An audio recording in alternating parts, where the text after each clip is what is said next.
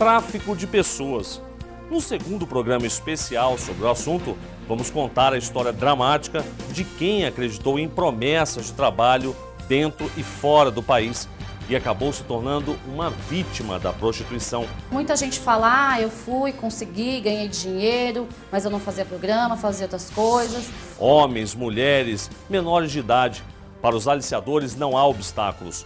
Em busca de atrair clientes para esse mercado cada vez mais exigente, eles destroem famílias. Existe relato de muitas que desaparecem e que ninguém tem notícia. A família até hoje está em busca dessas mulheres. O tráfico de pessoas também é usado para movimentar outro negócio ilegal, a venda de órgãos. Dados revelam que 5% dos transplantes podem ter origem no mercado negro. Traficantes que eram traficantes de drogas, que abandonaram o tráfico de drogas para se direcionar ao tráfico de pessoas, exatamente em razão da maior dificuldade na apuração, da dificuldade da identificação do tráfico. Não saia daí, o Justiça para Todos de hoje está só começando.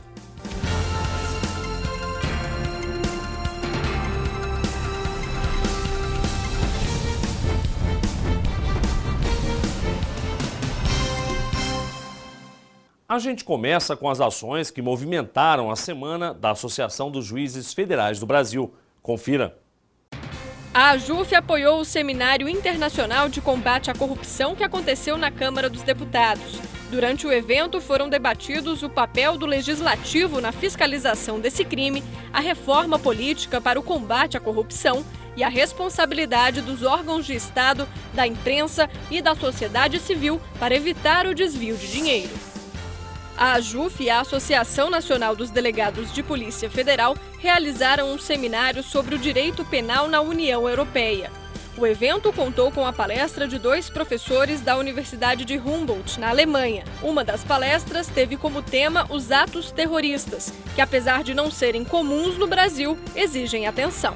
O terrorismo é uma preocupação da Polícia Federal há alguns anos, em especial porque no Brasil, apesar de não ser um país foco de ações terroristas, ele é um país que facilita a questão da lavagem, por ter até uma miscigenação muito grande, por ter diversas áreas, para a atuação dessas organizações.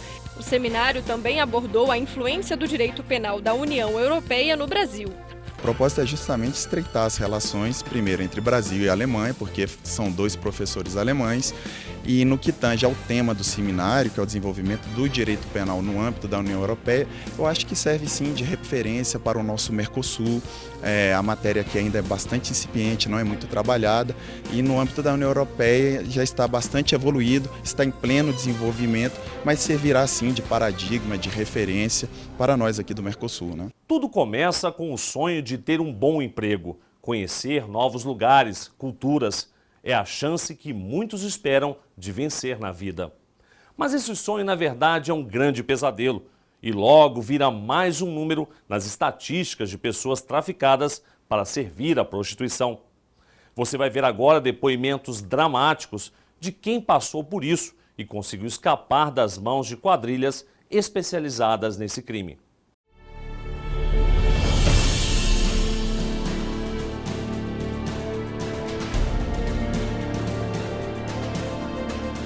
Eu fui, mas não com o intuito de fazer programa. Isso nunca passou pela minha cabeça aqui no Brasil. Mas muita gente fala, eu fui, consegui, ganhei dinheiro, mas eu não fazia programa, fazia outras coisas. Venceu na vida, hoje tem imóveis, tem um monte de coisa, tem carro, tem apartamento. Então, assim, muita gente se ilude com isso. Assim como essa jovem que prefere não se identificar, muitas mulheres se deixam levar pelas promessas tentadoras de um futuro melhor no exterior. Acabam traficadas, perdem o contato com a família e a liberdade para recomeçar a vida. Muitas vão enganadas, vão para trabalhar como modelo, dançarinas, babás, cabeleireiras, cuidadoras, comerciárias. E chegando lá, elas têm o passaporte retido e acabam incapazes de ter uma autonomia e uma liberdade para organizar a sua vida lá. A maioria tem entre 15 e 25 anos. Jovens sonhadoras impulsionadas pela vontade de conhecer outro mundo caem na conversa dos aliciadores. Quem mora na casa de vez em quando sofre, até pelo dono mesmo da casa ou por clientes. Tem umas que aceitam a violência. Ou até mesmo o dono da casa, se você deve alguma coisa, você faz alguma coisa de errado, que não pode, que lá tem várias regras, né? Ou que você não pode fazer, ele acaba batendo uns tapas mesmo, bate mesmo. Em parceria com o Ministério da Saúde, esse professor de psicologia da Universidade de Brasília foi para o outro lado do mundo fazer uma pesquisa e tentar entender um pouco mais sobre esse crime tão silencioso e como essas mulheres vivem sem assistência e acompanhamento médico, por exemplo. A equipe percorreu vários países da Europa: Portugal, França, Itália e Espanha. A gente constatou, por exemplo, um número muito grande de mulheres com problemas de sequelas de abortos inseguros, ocorrência de doenças sexualmente transmissíveis, muitos casos de depressão, uso abusivo de álcool e outras drogas. Esta outra vítima revela os horrores de viver encarcerada. Ela não suportou e acabou viciada em drogas. Eu fiquei assustada no começo. Aí depois que eu comecei a trabalhar na noite, aí eu fui vendo, tem muito homem que passa a noite todinha com vocês, só que é usando droga. Aí você começa a desesperar, não ganhar dinheiro, você cai no mundo das drogas, que você quer ganhar dinheiro. Existe relato de muitas que desaparecem e que ninguém tem notícia. A família até hoje está em busca dessas mulheres. Sem família, sem contato com o mundo externo, sem ajuda. Uma vez que saem do país, as vítimas não conseguem chegar ao consulado ou à embaixada do Brasil para pedir ajuda. Vivem trancafiadas. E diante do trabalho que são obrigadas a fazer, a consequência é uma saúde frágil e nenhum tipo de assistência médica. Elas não têm direito, nesses países, a nenhuma assistência médica e nem psicológica.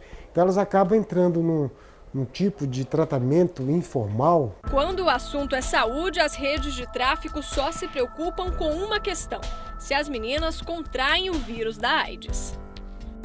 De 3 em 3 meses, eles obrigam a gente a fazer. Você é obrigado a fazer exame de HIV. A gente faz, não é a gente que abre, a gente faz, chega o resultado, dá para eles que abrem o resultado de todo mundo. Aí, por exemplo, chega alguma menina tem HIV, no outro dia você já não tem mais notícia dela. A gente não sabe o que eles fazem, se eles escondem, não sei. A suspeita é de que elas tenham sido mortas na medida em que elas, doentes, né, não poderiam estar produzindo aquilo que se espera que uma mulher produza. Um estudo do Ministério da Justiça conseguiu identificar 475 vítimas do tráfico internacional de pessoas entre os anos de 2005 e 2011. Neste período, mais de 70% sofreram exploração sexual. E olha que esse número não chega nem perto da realidade. Isso porque quem é traficado tem medo de denunciar. Temos casos, aqui em Brasília inclusive, de mulheres que foram assassinadas porque tentaram denunciar esse esquema. São ameaçadas assim de terem a família aqui no Brasil prejudicadas devido a essa situação de denúncia. Se não tem denúncia, não existe investigação e nem inquérito policial. E o processo não chega à justiça. Existem processos com esse vínculo com a Espanha, por exemplo, mas o grande dificultador são os processos chegarem à justiça. Temos notícia de que existem os casos, mas a dificuldade na investigação, a dificuldade até das próprias vítimas se verem como vítimas prostituídas, traficadas, isso faz com que exista uma quantidade muito menor de processos a refletir a realidade fática desses casos.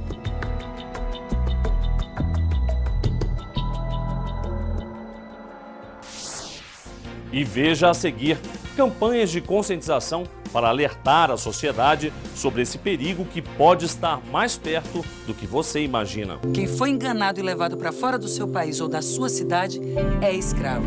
Quem foi arrancado dos seus pais ou dos seus filhos para trabalhar sem direitos é escravo. Em instantes, até já.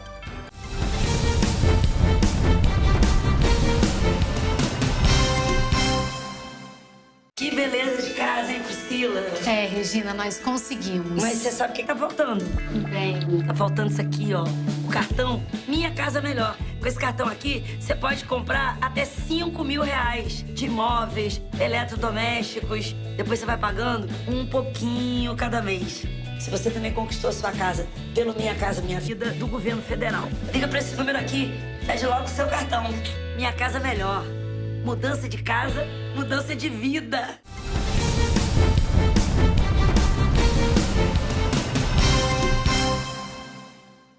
Cooperação é a chave do sucesso no trabalho de identificar e localizar os integrantes das quadrilhas de tráfico humano. Informação. Campanhas alertam a sociedade sobre os riscos que estão por trás das promessas. Medo, um obstáculo e tanto no combate a esse crime.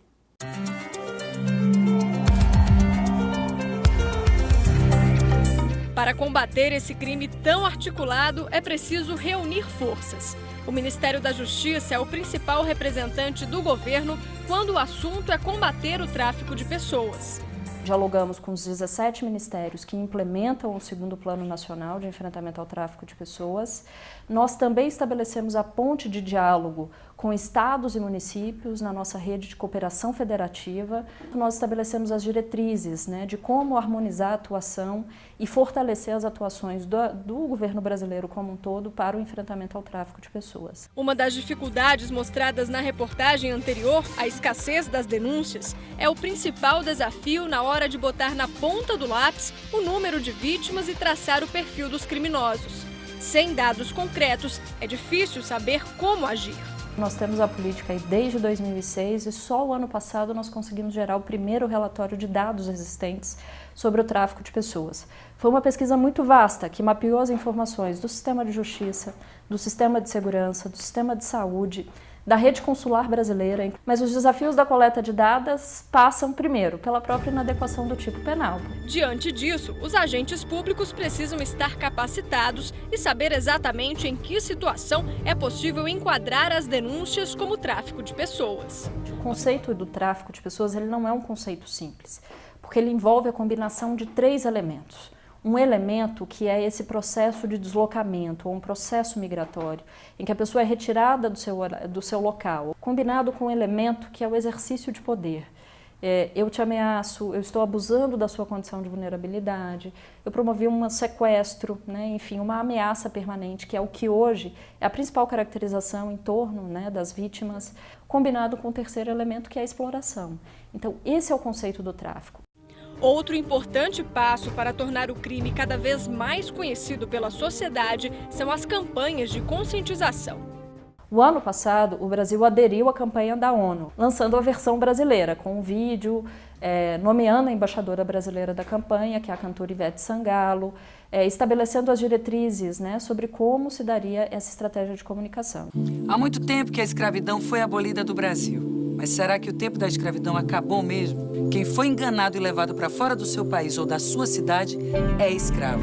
Quem foi arrancado dos seus pais ou dos seus filhos para trabalhar sem direitos é escravo. É para acabar com essa escravidão moderna que existe o Coração Azul, para lutar contra as formas de escravidão que ainda não foram abolidas.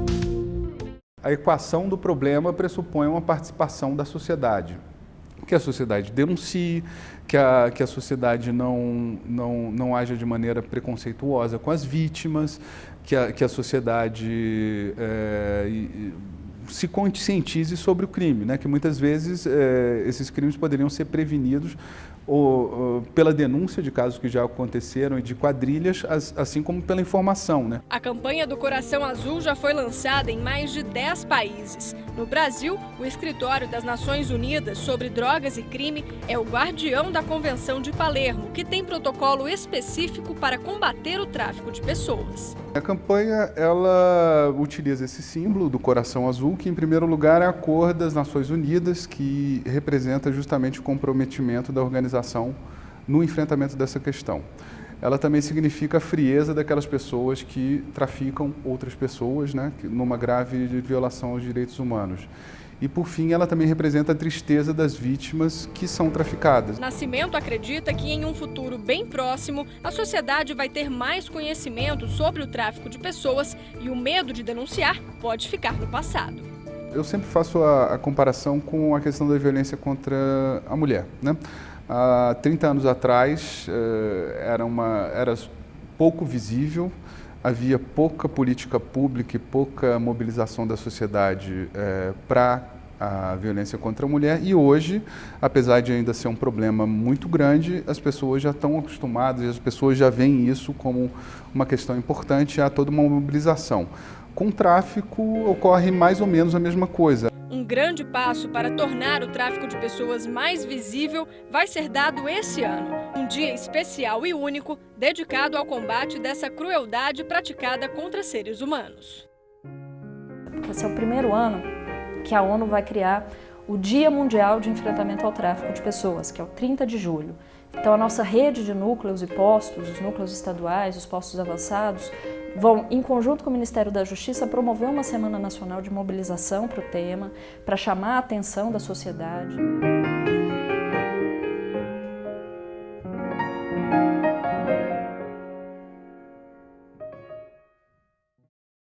O termo tráfico humano tem um significado amplo e cruel. Ele alimenta crimes que não só mudam para sempre a vida de milhares de pessoas, como também põe fim a tantas outras. E não há limites para quem está por trás disso. Os aliciadores conseguem até mesmo convencer uma pessoa a abrir mão de um órgão em troca de dinheiro.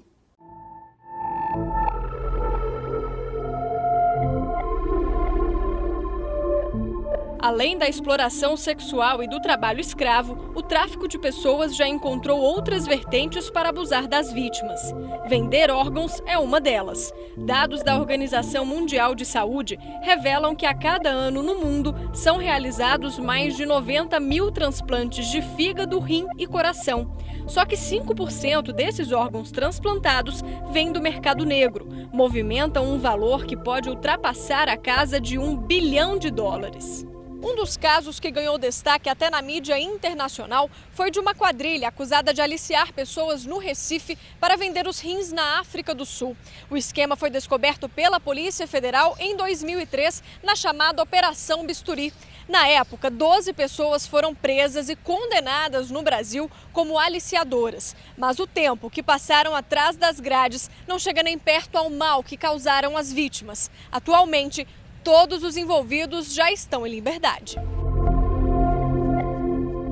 O valor pago por cada rim era entre $6 e $10 mil, e as cirurgias feitas na África do Sul. O foco em Pernambuco foi a busca nos locais de moradores mais carentes, naquelas pessoas que tinham maior deficiência, maior dificuldade financeira e se disponibilizavam a doar um rim. E para que, mediante paga, isso não é previsto, não é possível, né? Na nossa legislação a doação tem que ser uma doação ou para a família ou para fins terapêuticos, mas não mediante paga.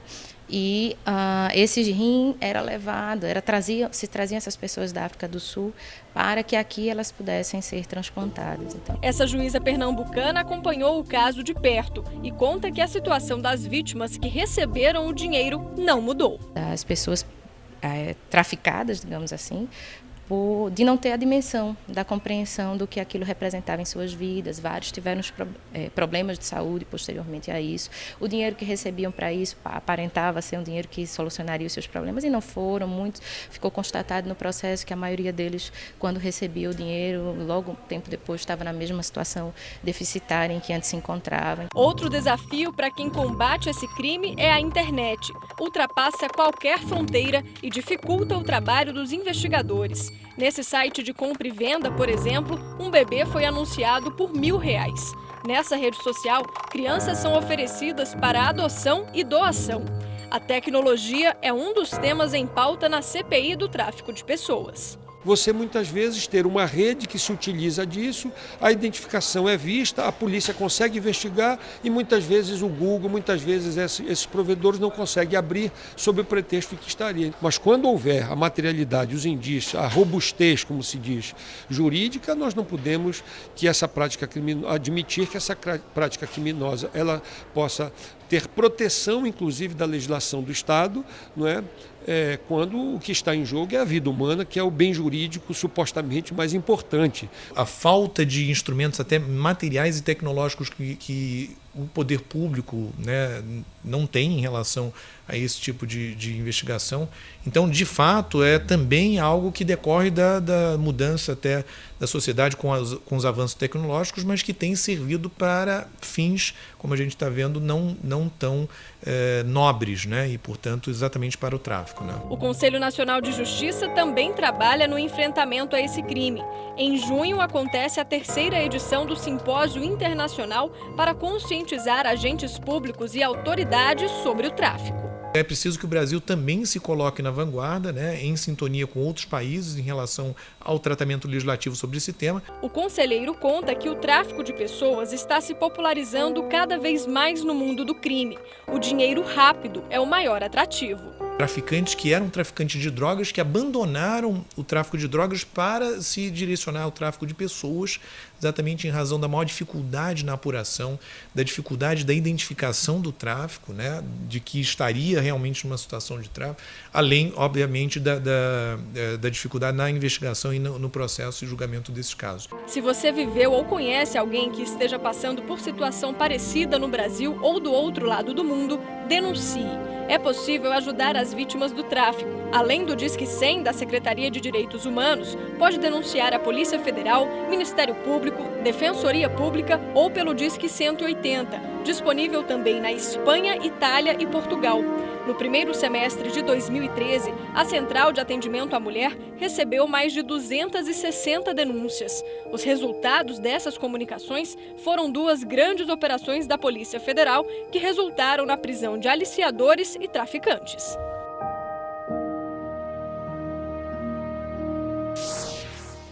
E veja no próximo bloco o processo de interiorização da Justiça Federal, como tudo aconteceu. Na verdade, esse é o maior projeto de ampliação da Justiça Federal da sua história. Com essas 230 varas, não só as 230 varas, mas toda a estrutura que foi criada junto com elas, foram criados mais de 8.000 cargos na Justiça Federal. Em instantes, até já!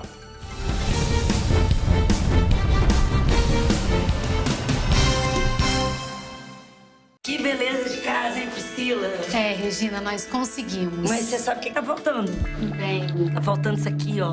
O cartão Minha Casa Melhor. Com esse cartão aqui, você pode comprar até 5.000 reais de imóveis, eletrodomésticos. Depois você vai pagando um pouquinho cada mês.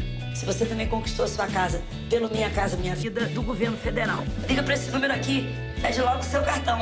Minha Casa Melhor. Mudança de casa, mudança de vida.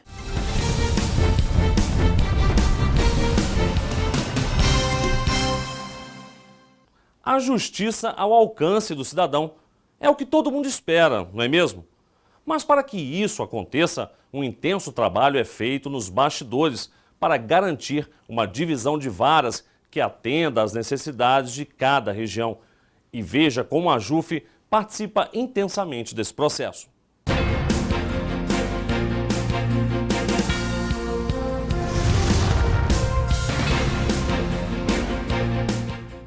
Fernando César Batista de Matos nasceu em São Paulo em 27 de dezembro de 1973. Entrou para a magistratura federal em janeiro de 2000. Foi secretário adjunto da presidência do Conselho Nacional de Justiça, assumiu a direção do Foro da Seção Judiciária do Espírito Santo em 2011 e será agora reconduzido ao cargo para mais um biênio. Fernando Matos foi presidente da AJUF no período de 2008 a 2010.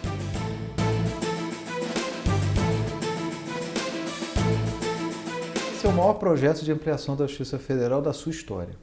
Com essas 230 varas, não só as 230 varas, mas toda a estrutura que foi criada junto com elas, foram criados mais de 8.000 cargos na Justiça Federal.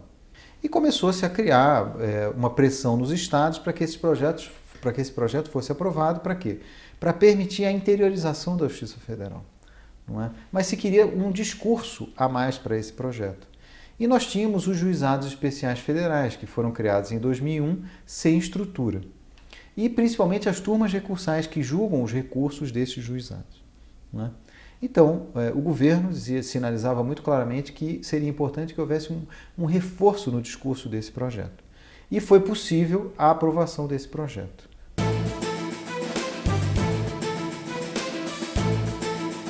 foram destinados até 10% dos cargos desse projeto para a estruturação das turmas recursais, e isso permitiu que as turmas funcionassem, não é como a gente vê hoje em dia. Os presidentes dos tribunais regionais, o Conselho da Justiça Federal, os ministros do STJ são a nossa força institucional, não é? E para nós era muito importante que estar ombreados com eles. Então a gente podia encaminhar os pleitos junto aos demais poderes de uma forma bem integrada. E aí foi possível encaminhar diversos pleitos de interesse dos juízes federais. E o Justiça para Todos de hoje vai ficando por aqui. Participe enviando a sua sugestão para o e-mail imprensa@juf.org.br. E lembrando, você também pode assistir ao programa pela internet, na página da JUF ou no canal da associação no endereço youtube.com/tvajuf. Obrigado pela sua companhia e até a semana que vem.